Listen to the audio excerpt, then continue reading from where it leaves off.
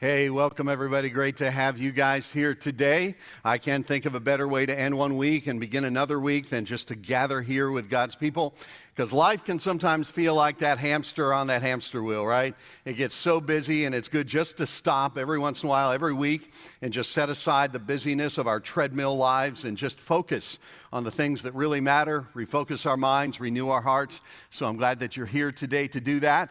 And I want to welcome those of you who are watching right now live online. So everybody here in the room at our Dixon City campus, make them feel welcome, all our online watchers as well. Big shout out to my mom and dad watching online today as well. Today we're continuing this series called Chasing Carrots. And the phrase chasing carrots actually goes back to the days when a farmer would dangle a carrot in front of a horse or a mule in order to motivate them to keep moving ahead. And so that animal would chase that carrot, but they would never really get what they were searching for because it was always just out of reach. And I've often thought that this is a good picture of the way that so many people in our culture today live. I mean, as human beings, we are not much smarter than donkeys, but our carrots are a lot more expensive. And so we can spend our lives chasing after things that we think will ultimately satisfy us, but they end up being empty promises and unfulfilled dreams. And at the end of our pursuit, we find ourselves emptier than we were when we started. And here's the interesting thing. Even when you get what you're chasing, even when you get some of the very best that this world has to offer, even then you discover that it won't ultimately satisfy your human heart. For example, many of you know who this guy is. Lebron James, also known as King James, one of the greatest basketball players ever, makes millions of dollars a year playing sports. And he has won 3 NBA championships. Now, if you're a pro basketball player, the pinnacle of success is to win an NBA championship. This guy has won 3 of them.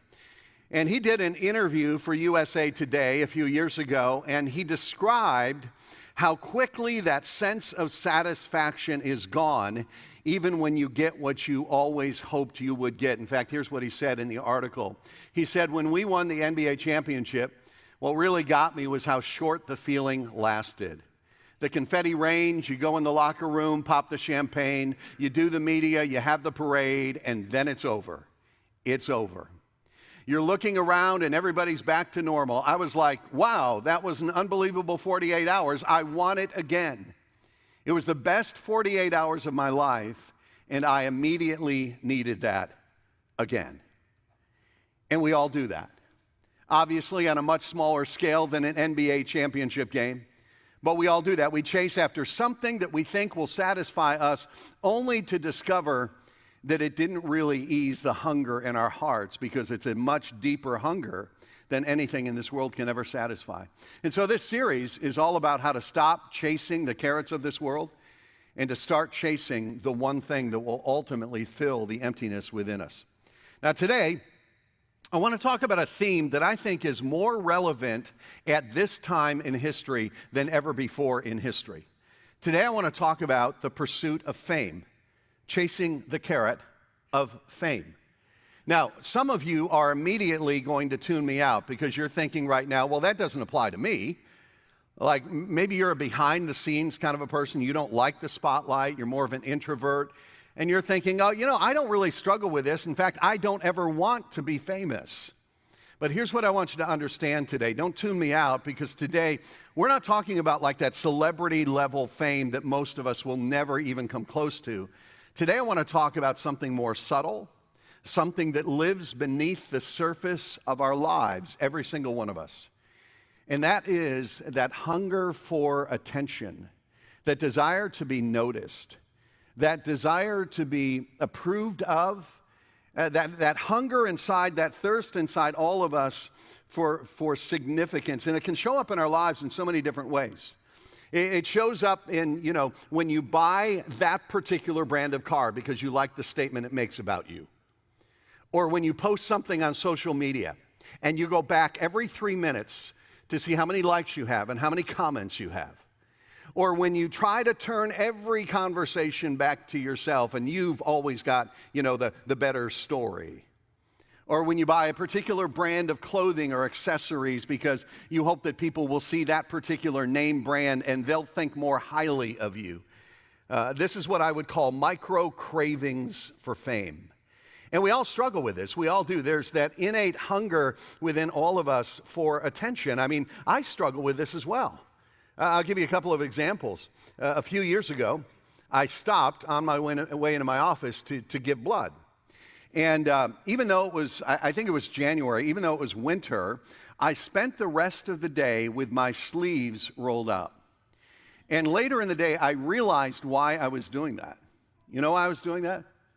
So everybody could see the Band-Aid and ask me why I had a Band-Aid on my arm. So I could say, oh, it's no big deal. I just stopped to give blood this morning on my way to work. That's what I do. I just save lives. That's who I am, you know? We all struggle with that. Or we have a social media team that will post like 60 or 90-second video clips from these messages, these weekend messages on Instagram and Facebook. And every once in a while, I find myself going on there just curious. I mean, how many likes did that one get? How many good comments are there?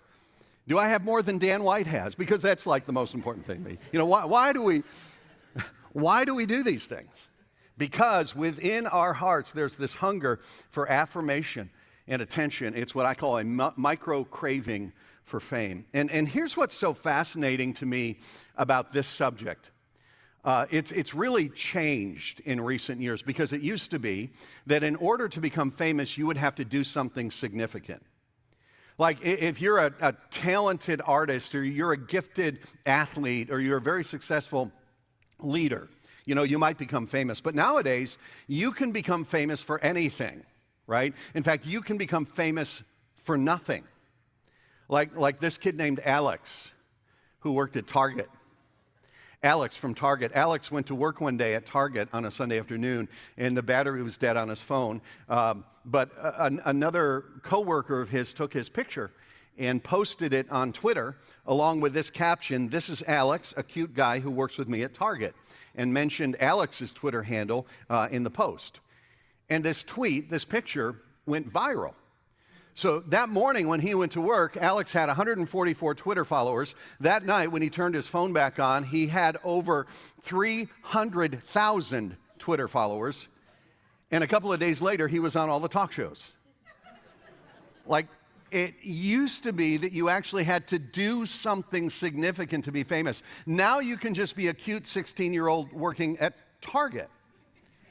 And here's the thing today, you know, social media has become the place now where we go to chase fame, where we go to satisfy those inner cravings for attention. And so you want to tell people, you know, what you're doing that day or how you're feeling, and so you begin by taking a picture. And then if you don't like the picture, you don't like the angle, or you don't like the lighting, you take a better picture. Then you put a filter on it, then you put a frame on it, and then you write a caption for it. And then you edit the caption, then you Google similar ideas so you can have just the right caption. Then you post it, and then you go back and you keep looking and you're like, oh, I got 7 likes in 5 minutes. I am so awesome. I am so cool now. I mean, this is the world that we live in. In fact, now there are actually companies that will help you look more popular than you really are. Companies like Social Yup, where you can buy 500 Facebook likes for $30. Or Fan Me Now, where you can buy 1,200 Pinterest followers. They don't actually follow you. It just looks like you have more followers, so your other real followers think you're really awesome. Or 500 Views, where you can post a YouTube video and you can buy, for $150, 30,000 YouTube views. Now, if we can't generate fame on our own, we now have the option of purchasing fame for ourselves. And there's another trend on social media as well. It's called extreme selfies. Extreme selfies. This is where people will take a picture of themselves in a very dangerous situation in order to get more attention, more views, and more followers. Listen to this. On average now, 43 people die every year taking extreme selfies. We are literally dying to be famous today. Now, let me be very, very, very clear about something. Fame in and of itself is not wrong. It's not wrong to be famous. In fact, if you're very gifted at what you do, if you work hard, if you rise to the top of your field, it's inevitable that there is going to be some degree of notoriety. It's inevitable that you have some level of fame. That's to be expected. Success in and of itself is not bad. Fame in and of itself is not bad. The problem is when fame becomes the goal of our lives, or the God would be a better term, of our lives. The problem is when we pursue fame for the sake of fame, because when we do that, it will corrupt our hearts. It really will, because the more we try to bring attention to ourselves, the more we pull our attention away from God and away from others. And the irony is this: the unbridled pursuit of popularity and fame actually leaves us more lonely and more empty in the end, because we become so self-focused, we close out the world around us. Okay? Now, as we think about this topic, I want to draw your attention to a conversation between Jesus and his disciples. This conversation was a conversation about what it really looks like to live as a follower of Jesus in this world where popularity, fame, power, and position are the things that we worship. And so it's found in Mark chapter 10. If you want to open a Bible to that passage or bring up your Bible app, Mark chapter 10, you can follow along with me there, or the verses will be on the screen as well, totally free of charge. Let me give you the context. So Mark chapter 10, it's one of the 4 biographies of Jesus. And here in chapter 10, Jesus and his disciples are on their way to the city of Jerusalem for the last time. This is about a week before he would be crucified on that Roman cross, and just a couple of days before what we know today as Palm Sunday. And so in a little over a week's time, Jesus would be arrested, and he would be mocked and spit upon, and he would be crucified. And so this is their last journey to the city of Jerusalem. And as they're on this journey, 2 of his disciples, they approach Jesus and they ask him something. So verse 35, here's how it begins. Then James and John, the sons of Zebedee, so James and John are brothers. James and John, the sons of Zebedee, came to him. Teacher, they said, we want you to do for us whatever we ask, which is a very odd way to start a conversation. This is kind of like when my kids were real little. Every once in a while, one of them would come up to me and say, Daddy, if I ask you something, will you say yes? Okay, whenever a conversation starts that way, it's usually not good. Okay, so verse 36, what do you want me to do for you, he asked. They replied, let one of us sit at your right and the other at your left in your glory. Okay, so what's going on here? You may wonder, okay, so what's the big deal with the seating arrangements? Well, in that culture, the most common form of government was a monarchy, a king who ruled over a kingdom.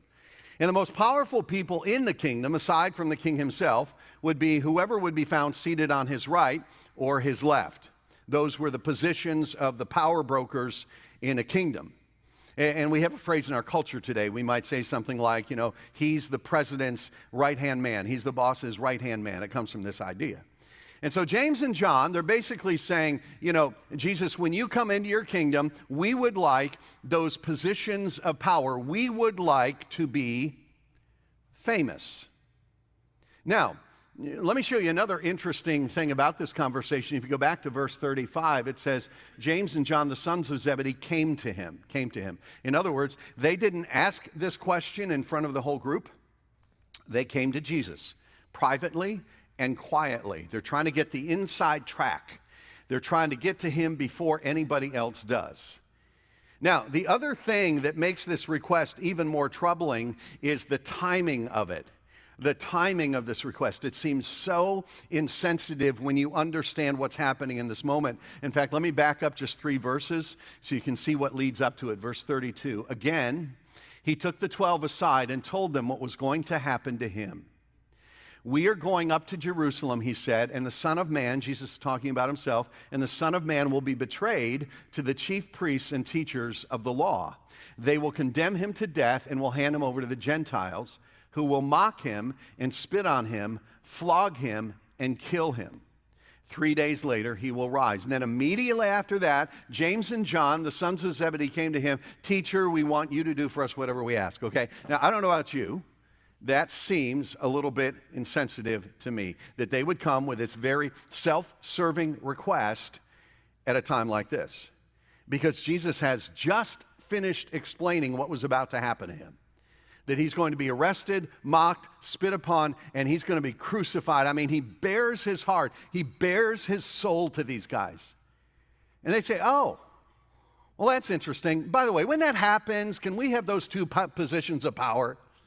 Here's what that would be like. That would be like me calling you on the phone. And I say, hey, I just want to call you because I just got some really bad news from the doctor. A really bad diagnosis. According to the doctor, my time on earth now is very limited. In fact, I've only got like a couple of weeks left. And you pause. And then you say, does that mean you'll be selling your car? Because I could really use a new car. You know, it would just seem very insensitive in the moment to make a request like that. But here's what we need to understand. When we get focused on our own fame, our own success, our own upward trajectory, you know what we do? We just tend to ignore the people around us and what they may need from us. And this is one of the problems with our constant pursuit of fame and notoriety, because it's hard to give attention to others when you're trying to get all the attention for yourself. There's a guy named David Sharp who died a few years ago. He died at the age of 34. He was a mountain climber, and he actually died trying to climb Mount Everest. He had actually gotten to the summit of Everest, and he was on his way back down, but didn't survive. Now, that's not unusual. People die every year trying to climb Mount Everest. What made his story different was that he died right alongside a well-traveled trail, and about 40 other hikers passed by him on their way to the summit. Let me read from one of the news reports about his death. In 1953, Sir Edmund Hillary became the first person to ascend the 29,000-foot peak of Mount Everest. He was not the last. More than 2,700 people have now reached the summit of the world's tallest mountain, many of them paying over $60,000 for the experience. David Sharp, a 34-year-old engineer from Cleveland, made his third attempt on Mount Everest in May and actually reached the summit on his own. But on the descent, 984 feet from the top, he ran out of oxygen. As he lay dying, 40 climbers passed him by, too eager to reach the top to take a chance on using up their own oxygen. His death triggered a controversy among climbers, with old-timers expressing disgust. On my expedition, said Sir Edmund Hillary, there was no way you would have left a man to die. In the rush to the top, the traditional moral code of mountaineering has eroded. Amateurs who have paid a fortune for the bragging rights of reaching the summit will do anything it takes to get there, including abandoning other climbers. Now, that may be an extreme example, but I think it's an accurate picture of a common problem, which is this, that we can be so wrapped up in ourselves. We can be so wrapped up in pursuing our own agenda, so wrapped up in pursuing our own position, our own notoriety, that we just get blind to the needs of people around us. And so these two disciples come to Jesus and they say, you know, when this is all said and done, can we have those positions of power? Here's how Jesus responds, verse 38. He said, you don't know what you are asking. Can you drink the cup I drink or be baptized with the baptism I am baptized with? And he's talking about them being immersed in and taking in the same kind of suffering that he would have to suffer. In other words, he's saying, do you even realize what you're asking? Do you understand what following me will cost you? Can you go through what I'm about to go through? And here's how they answer. It's kind of flippant, you know. We can, they answered. Which is kind of like when your kids want a puppy. And you say, well, if we get a puppy, can you feed it? And can you walk it? And can you make sure to potty train it? Can you do everything that's required to keep that puppy safe and happy? And your kids say, we can. And you know in the back of your mind, that puppy's going to be your responsibility in about 7 days. Yeah, we can do that. No big deal. And Jesus goes on to say this. I think he says this with great sadness. Jesus said to them, you will drink the cup I drink and be baptized with the baptism I am baptized with. In other words, you're going to suffer too. In fact, James was the very first of the 12 disciples to lose his life because of his association with Jesus. John, his brother, wouldn't be put to death, but he would be banished to an island called Patmos and left there to die.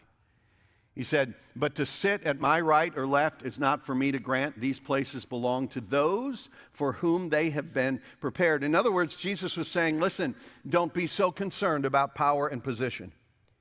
You just be faithful, and then let God take care of the rest.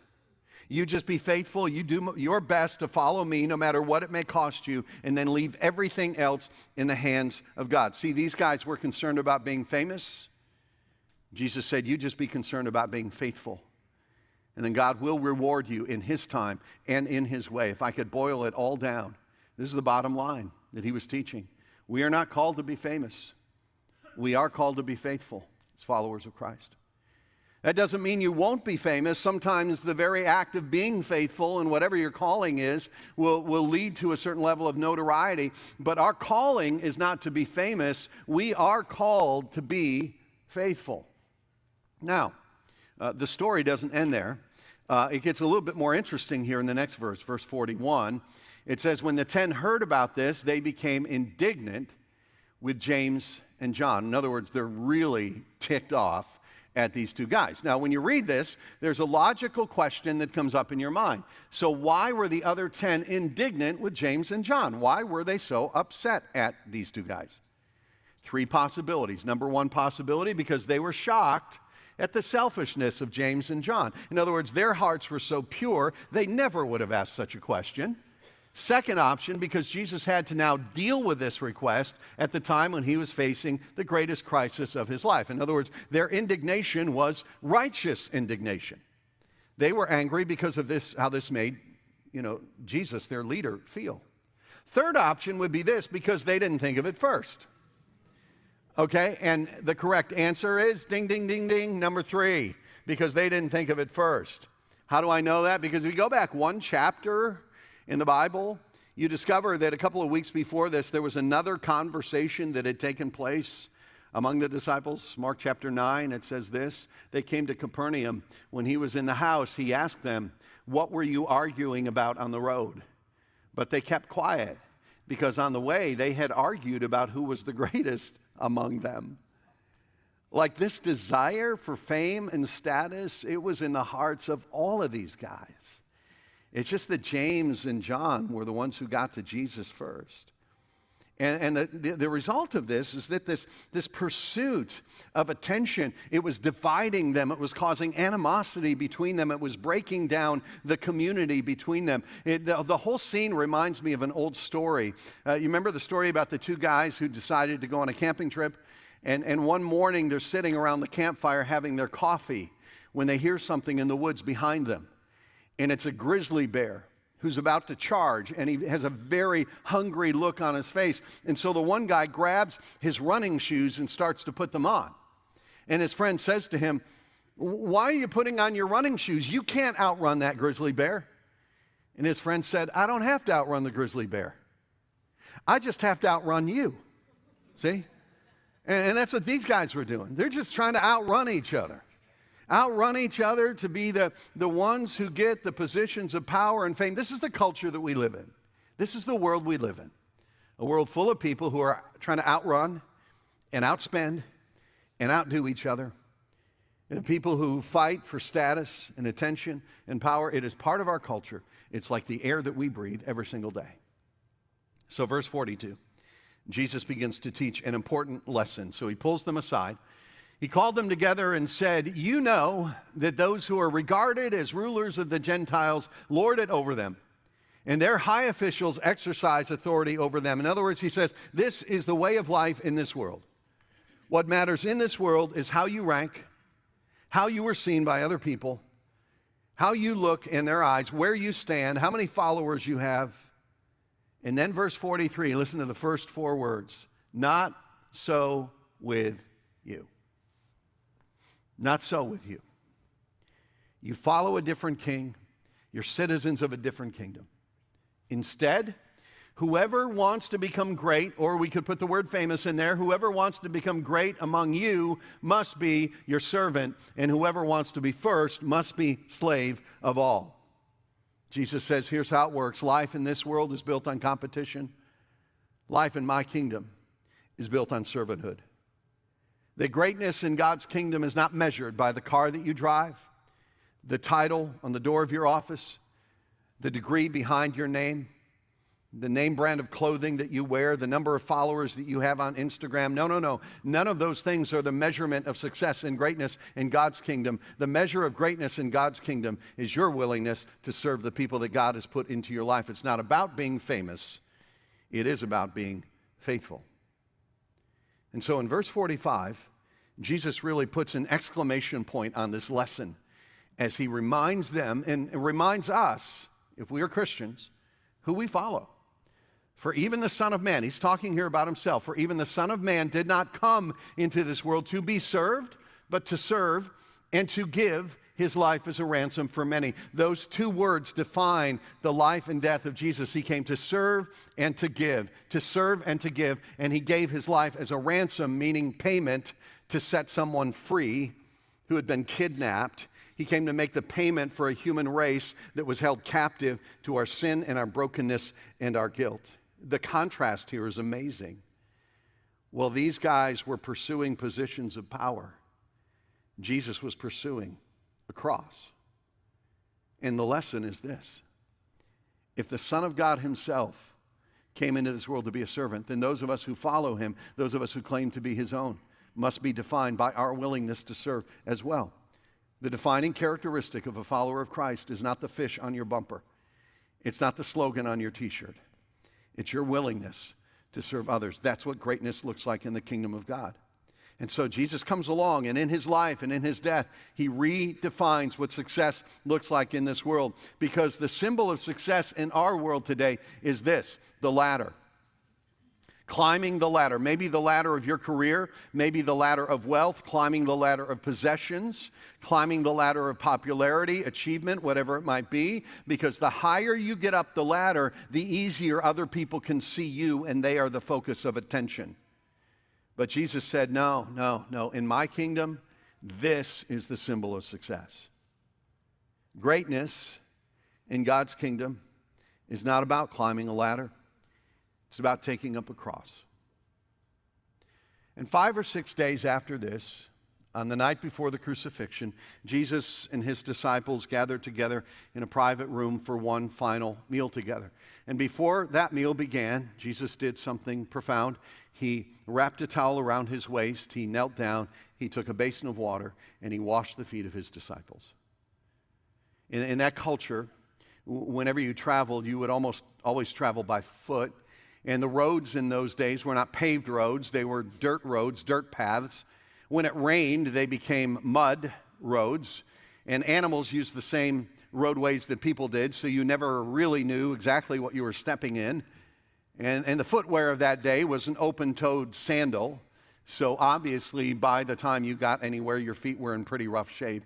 And so it was protocol in that culture that when you arrived somewhere, the servant of the household would wash the feet of the guests, especially if you were having a meal together, as they were, because in those days you didn't sit at a table, you would recline on one arm at a table that was about 18 inches off the floor, which would sometimes put your feet dangerously close to someone else's nose.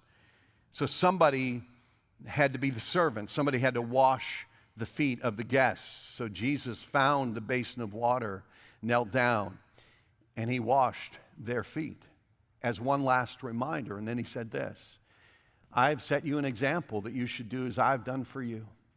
I tell you the truth, no servant is greater than his master, nor is a messenger greater than the one who sent him.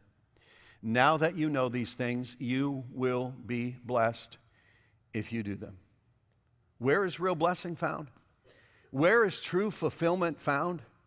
It's not found in serving ourselves. It's not found in trying to bring attention to ourselves. Real joy, real fulfillment, real blessing, the thing that fills our hearts is living in such a way that we allow God to live through us and love through us, and we serve others, and that's where we find a sense of joy and fulfillment. It doesn't come from drawing attention to ourselves. It comes from giving our attention to others. This is so countercultural and so counterintuitive. But the bottom line, one more time, is this: we are not called to be famous. We are called to be faithful. Faithful to the one who has been faithful to us. And what this means is that when you are faithful to Christ, if you're a Christian, that someday you will stand before him in heaven and he will say to you, "Well done, my good and famous YouTube star." No, he won't say that. He will say, "Well done, my good and faithful servant." And some of you just need to hear that today. Because when you serve every single week, and not very many people even know your name, Jesus knows. And he recognizes your faithfulness, and he will recognize it someday in eternity. When you tithe and you give year after year, and no one really knows the sacrifices that you are making, he knows. And even though your generosity may never be applauded by this world, it is being applauded in heaven. And God says, I know, and someday I'll reward you for that. When you love someone unconditionally who is very hard to love, when you're patient with them, when you keep forgiving them, that is an act of faithfulness, even though no one else may ever recognize it. God does. And see, you just need to tell yourself again and again, the world may not know my name, but I know a name that is above every name. And I know who loves me, and I know who will someday, with his smile, reward me for my faithfulness. And so you no longer have to live for the empty praise of this world. You can then live out of the approval and the praise of the one whose praise really matters the most. So here's the application of today's message, okay? So what do you do with a message like this on fame and servanthood? Here's your homework assignment, okay? I believe the best way to cure our hearts of that longing for attention, the best way to break the grip of selfishness in our lives is to intentionally serve other people, to find ways to serve others without recognition, do it quietly, without drawing attention to yourself. So here's what I want to encourage you to do. This week, look for opportunities. Find a few opportunities just to serve someone else without fanfare, okay? Now, to help you remember this, I want to give you a phrase. It's a 3-word phrase, here's my chance. In other words, here's my chance to live like Jesus lived, to serve someone else, okay? In fact, just to really tattoo this onto your brain, I want you to say this with me. Here's how we're going to say it. Here's my chance. Here we go. 1, 2, 3, with zeal. 1, 2, 3. Here's my chance. I think you can do better. Everybody online, go ahead, in the coffee shop, shout it out wherever you are. Here we go. 1, 2, 3. Here's my chance. Very good. Okay, so here's what's going to happen. This week, you may be tempted to try to impress somebody else with something that you've done. And so you're going to be tempted to bring that up in conversation just so they're aware of it and you can draw attention to yourself. But instead, what you probably ought to do is just serve that other person by listening. And so when you're tempted to say something about yourself in your mind, here's what you're going to say. Let's say it together. Here's my chance. All right, here's my chance to serve someone else and not draw attention to myself. Okay, parents, maybe someday this week, one of your kids is going to have a lot of homework and they're going to be struggling and somebody needs to help them with it. And the last thing you want to do is help your son or daughter with homework after a long day at work. And the last thing your spouse wants to do is help your son or daughter with homework after a long day of work. And so rather than just looking busy and waiting for someone else to jump in and help your child, here's what you're going to say with zeal. Let's say it together. Here's my chance. Very good. So maybe you're a husband and your wife is a stay-at-home mom. You have that scenario in your household, which is great. But you come home one day, and she's usually the one to prepare dinner. But you come home and you see that she's very tired out after a long day and nothing's been prepared yet, and your kids need to eat, and you know how to make meals. So here's what you're going to say in this moment. Here's what you're going to say. Guys, let's say it all together. Here we go. Here's my chance, right, to order from Domino's. Here's my chance to do that, okay? Or this week you're going to be sitting in your living room or family room, and the remote control is going to be equally distant between you and another person. And there are going to be a couple of options about what to watch on TV that night. It's either a football game or one of the new Hallmark Christmas movies. And whoever has the remote is the one who gets to decide what's going to be watched on television. And at that moment, you're going to say, oh, come on now. All right, come on. This is getting real right now. Here, let's say this together. Here we go. Here's my chance. Yes, here's my chance. Here's my chance to serve someone else and to break the grip of selfishness in my heart. Okay, so that's your assignment. Now, we're going to close with one more song. The band is going to come back and sing a song. I love the title. It's called More Like Jesus. I mean, that's the whole point of this message, right? Because if you're a follower of Christ, that's your greatest ambition in life. Aside from all the other ambitions you may have, our greatest ambition is to become more and more and more like our Savior, to follow in His footsteps. And sometimes that means setting aside my own dreams, my own agenda, my own plans, and serving as He has called me to serve. So as the band comes to set up for that song, just watch this with me.